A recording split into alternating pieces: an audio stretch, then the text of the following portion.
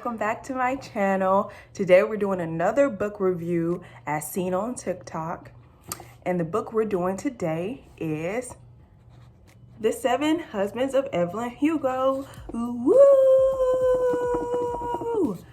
Warning, this book contains talk of suicide and losing loved ones. To be warned. Okay, so before we get into this book review, disclaimer. Once again, this is not an English scholarly book review. I'm not going to be talking about, like, you know, the technical parts of this book, if you get what I'm saying. Don't know why that took me so long to say. And this is just more for my entertainment, how much I enjoyed this book, if I would ever read it again, if I would encourage buying it, that kind of thing. It's not going to be like, this sentence didn't make no sense. It is, if you're looking for that kind of review, please go somewhere else because you are not going to get that from me. Also, if you haven't seen my book review on the book VERITY, please go watch that. It should be somewhere on my channel, like literally I think that's the last video I did, so I don't know what I'm talking about here. Go click that video. You can watch it after this one. Make sure you watch all of this one. Go ahead and like this video. Leave down your comments down below if you enjoyed this book. I surely did. Spoiler alert, loved every second of it. But I'm going to explain why. Please go ahead and subscribe to my channel for more book reviews. If you want me to review a book, leave it down in the comments below. Without further ado, let's get on into the video. Okay, so the two main characters of this book is Evelyn Hugo, the girl on the cover here, and this girl named Monique Grant. Talking, Lord help me today. So let's start with Monique because she's the one who kind of drives this story. Like, Evelyn is the main focus of the book in the sense of, like, this is Evelyn's story, but oh my goodness, hello? But Monique is the one who is telling the story. So Monique works at this magazine company, or whatever you call it. I don't really know what you call those, so I'm gonna just call it a magazine company called EVELYN, right? So she's at the bottom of the totem pole, okay? She, like, I don't know why these characters in these books low-key be kind of on the struggle bus.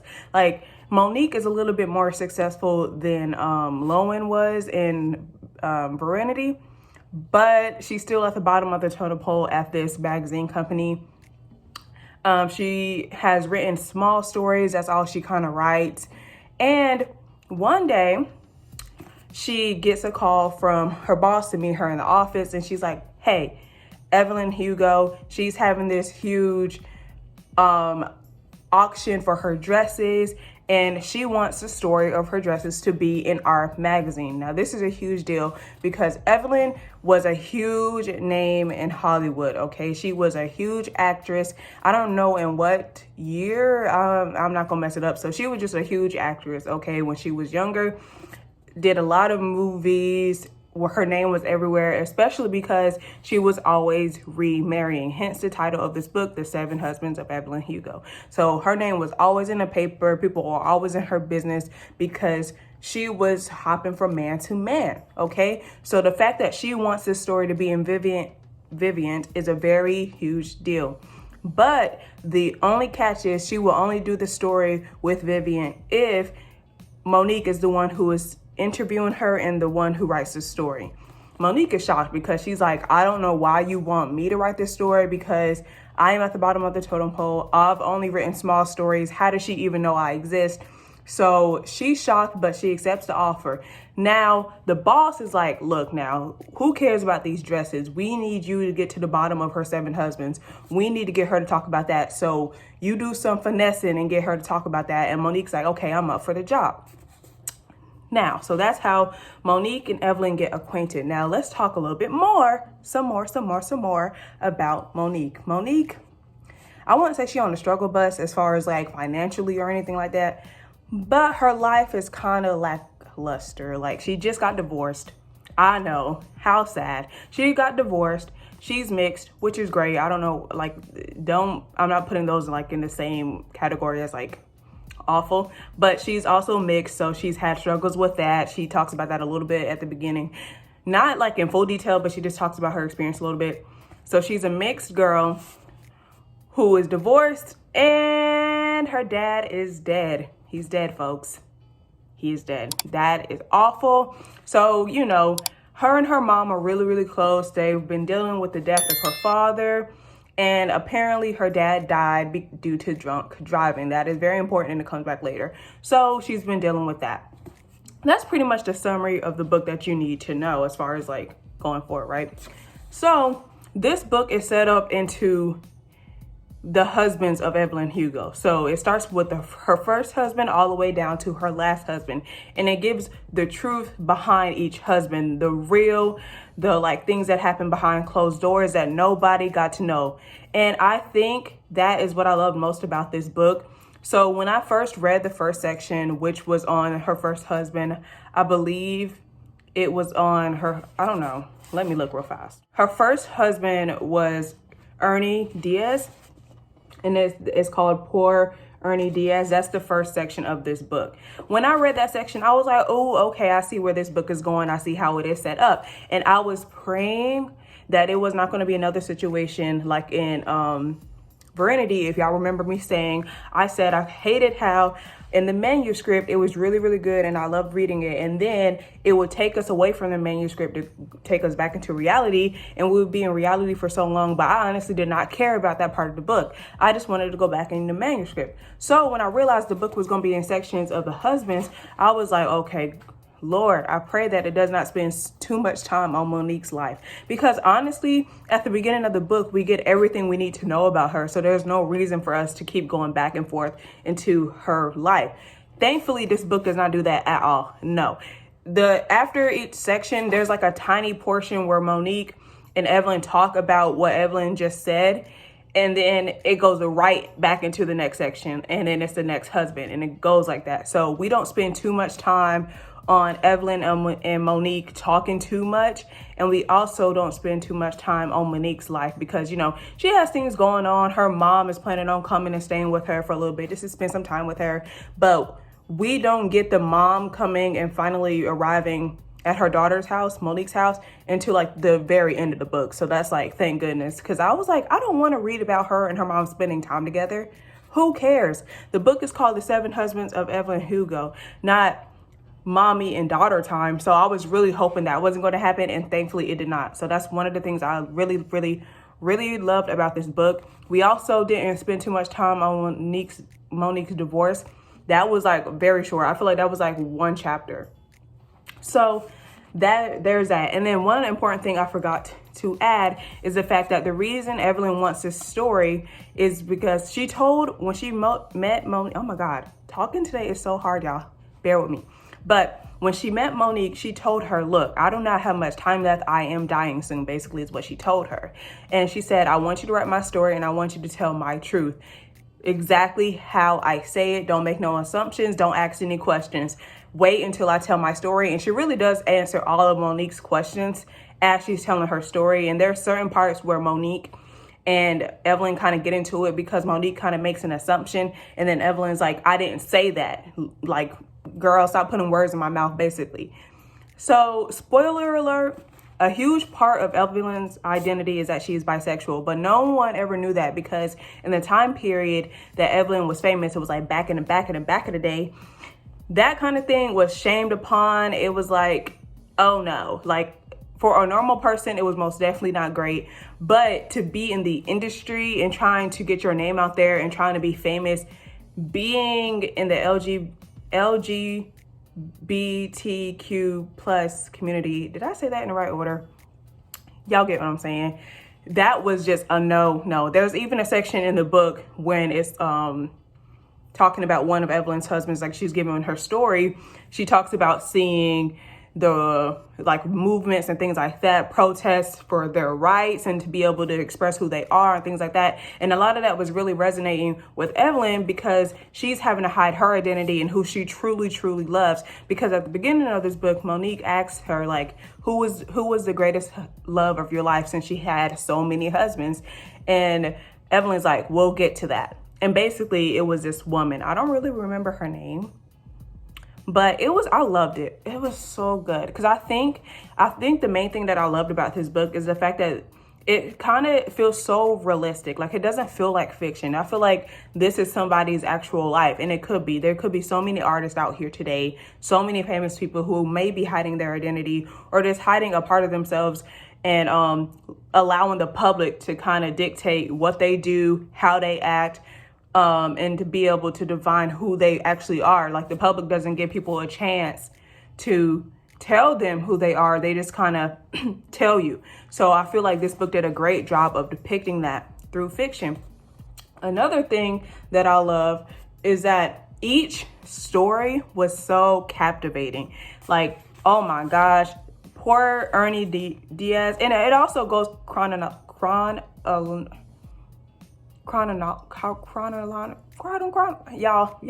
know what I'm saying? It goes in order, okay? It goes in order of time. Y'all, I'm supposed to be in college and I can't even talk. Thank God I'm not no English major. See, y'all see it. But anyway, it goes in the order of her husbands. And each story is so captivating. Some are so sad. Some, it's just, oh my God, there's so much, right? And then we gonna get to the ending of this book. The twist in this book is so good. So remember at the beginning how I was telling y'all, Monique was super shocked that EVELYN wanted her. Even her boss was shocked that EVELYN wanted her and her only, because the boss of this book at that like magazine company tried to get EVELYN to work with somebody who was higher up in the company. They were like, we have better writers. We have people who've been here for years. Because Monique had only been at this company for 1 year. So everybody was just shook. Like, why do you want her, right? So as we're going through the husbands, okay, and the crazy thing is, you might think the answer to the end of this book is obvious, because as EVELYN is telling her story, Monique is like, why do you hate yourself so much? Like, why are you telling yourself that you're an awful person? Because EVELYN keeps telling her, I'm not that great of a person. I'm not a good person, blah, blah, blah. And Monique's like, you need to take some slack off yourself because you're not that awful. And EVELYN's like, just wait. Hold your purse. Sit down, wait for it, because I'm about to drop the ball on you, and I'm gonna drop it hard, right? So, anywho, so as we get in towards the end of the story, oh my goodness, when I tell you all the predictions I had, because I was reading it and I was like, low-key, the ending of this book is very much obvious, because, okay, at the beginning, right, y'all know how I told you the father was dead, could put nowhere near on this earth. Monique was also telling us that her father worked and traveled a lot and he was doing something. So I was guessing, like, since EVELYN has so many husbands, I was assuming that Monique's dad had an affair with EVELYN, because I was like, this only makes sense. 7 husbands, he had to be one of them. That is not correct. Wrong. I was so wrong. So y'all remember how I said Monique was kind of angry with her father because he died of drunk driving. I hope I said that. I think I did. But so that's how he died, right? Supposedly. Well, EVELYN is talking and giving her story about her last husband. Now, it gets kind of confusing because, like, it's not confusing. The story tells it very well. But to explain this, I don't want to give y'all the whole entire story because that's a lot of talking and a lot to go through. Like, it's a lot to dissect. The 7 husbands, and that's like each section of this book. That's a lot for me to dissect. But EVELYN is in love with this woman, and EVELYN has his best friend who is a director in the industry, a very popular director. He is gay and he loves men, so he is like in the closet. Everybody in their circle is in the closet, right? So her best friend is dating a man, and that man ends up dating EVELYN's girlfriend, and EVELYN gets married to her best friend just so they could keep it a secret. Did y'all follow me? I surely hope so, because I barely followed myself there. Okay, guys, this is me coming in here while editing just to make things a lot more clear, because this was very confusing and I really want you guys to understand. Okay, so now I could not for the life of me remember everybody's names, but I got it now. So, like I was trying to explain. So, EVELYN's best friend is named Harry. So this is Harry, okay? and Evelyn are legally married. Then there is John and Celia, and they're legally married. But behind closed doors, Evelyn and Celia are in a committed relationship, and Harry and John are in a committed relationship. But they all are in one big happy family, and they're all just doing this just to keep the public eye from, like, you know, finding out about their sexuality. So they all are working together. They all are great friends. They all planned this and came into an agreement together to do this so that they could be in relationships with people they actually want to be with. Like, they all go to dinners together, so like the public sees them and they think they're going on double dates and things of that nature. So, yes, hope this makes things a lot more clear, because I was not making any bit of sense. Right? So, as the story is going along, Evelyn is trying to become more comfortable with her sexuality, and because it's starting to weigh heavily on her relationship. Her partner is getting sick of hiding hiding her identity and hiding their relationship, and seeing Evelyn date all these other men, have intimacy with all these other men. So Evelyn is trying to break out of that shell, and she wants to, like, move away. Her best friend wants to move away, but Evelyn's like, I don't want to move away or whatever. And there's so much in this book. It's kind of hard to, like, explain it all. But okay, so keep up with me for a second here. Evelyn's best friend is married to a guy. They all have this thing going, like I explained before, right? That guy ends up dying, okay? That's really heartbreaking for the man, because that was the love of his life, right? So he dies. He's gone, kaput, right? But then Evelyn's best friend falls in love with another man. He is a lot younger. So her best friend, Evelyn's best friend, I probably should have remembered the name and wrote that down, so I'm so sorry for that. But Evelyn's best friend meets this new guy, and he's falling in love again. You know, he's still grieving, but he's, moving on. And he's like, okay, we need to do that whole thing we did again before, because I really am feeling this guy. But Evelyn does not want to do that, because she has a daughter now with her best friend, because he really wanted a family, but obviously he couldn't really have one naturally due to who he was in love with or whatever. So she didn't really want to do that. She didn't want to uproot her daughter and do all those things. It was just going to be too complicated. So he got really drunk one night, and he was with the guy he was in love with. But the guy wrote him a note and was like, hey, I'm sorry, but I can't leave who I'm with, my family, for you. I just cannot do that. I love my family too much to do that to them and hurt them this way. The guy her best friend was so upset when he read that. He was really, really drunk. He ended up drunk driving, and he killed the both of them. Now, what Evelyn did, she discovered this. She was with a cab driver or somebody. They discovered her best friend and that young man dead. Her best friend, Evelyn's best friend, was the one who was driving. But what she did was she switched them so that it looked like the other young man was driving and her best friend was in the passenger seat, so that his name wouldn't die, and like with that kind of rep, like he would still die with honor. Wait for dramatic effect, people. That young man was Monique's father. I know. So that was the twist to this book, right? That was I pray that none of this was confusing. That was the entire reason why why Evelyn wanted Monique in the first place, so that she could give the note that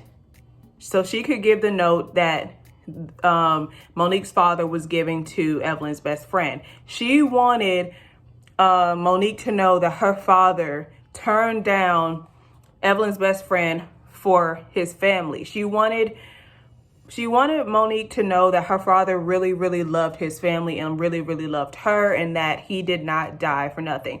Now, this is a huge shock to Monique. She is very, very angry, because as you could imagine, to her knowledge, because this was all in the paper, her father's name was tarnished. To her knowledge, her father left her early and left her life on purpose, because he was drunk driving. Like, he didn't care to be safe and be there for his family. So she's been angry all her life. She's been sad all her life because she's missed her father. She wishes he was still here and things like that. So she's been kind of battling with that. I'm angry at my dad, but I still miss him, right? So now she's battling something else. She hates EVELYN because she's like, you made me hate him my whole life. But she sympathizes with her at the same time because EVELYN's had a really, really hard life.